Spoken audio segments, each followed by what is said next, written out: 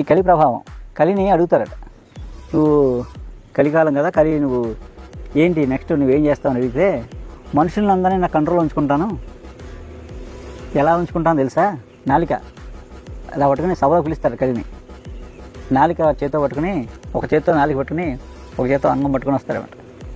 సభలోకి వచ్చి చెప్తాడు, ఏంటంటే నా ప్రభావం ఏంటో తెలుసా?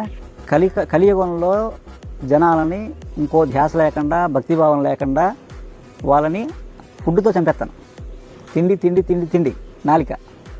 రెండు సంభోగం సంభోగం సంభోగం. ఈ రెండిటితోనే మనిషిని ఏ పని చేయలేకుండా ఆ జీవితం సర్వనాశనం చేస్తాను. నా ప్రభావం అది. నేను అలా జనాల్ని పీడిస్తానంటాడు. నాకు కలి అంటాడు, నాకు ఎవరంటే భయం అంటే, ఎవడైతే భగవంతుడి వైపు ఏదైనా ఆధ్యాత్మిక మార్గంలో వెళ్తానంటే వాడి వల్ల నాకు భయం. అలాంటి వాళ్ళు పెరగనేమను. అటు వెళ్ళకుండా ఈ మాయకు అమ్మేస్తాను. అడిగి కమ్మేసి వాడిని ఇంకా అసలు ఈ మైదునం అంటే ఓన్లీ పిల్లల కోసమే అని కాకుండా ఎందుకంటే వాళ్ళకి ఇంకా మైండ్లో ఇంకేమి ఉండదు. అంత పీక్లో తీసుకెళ్ళిపోతే అందులో ఉంటారు ఈ జనం. దాంతోనే నాశనం చేస్తానంటాడు. ఎదగనేమను, ఆధ్యాత్మికంగా ఎదగనేమను, మనిషికి ఎదగనేమను. అది ఏ పర్పస్కి వచ్చాడో పర్పస్కి తెలియను. పొరపాటున ఎవరన్నా ధ్యానం చేసుకున్నా, పూజ చేసుకుంటున్నా వాళ్ళంటే నాకు భయం. వాళ్ళని కూడా మాయలో లాగేస్తాను. అది నా ప్రభావం అన్నాడు. సరే నీ కాలం వచ్చింది పోవాలి.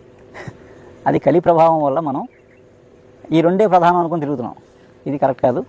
మన పర్పస్ వేరే. కలి మాయలో ఉంది.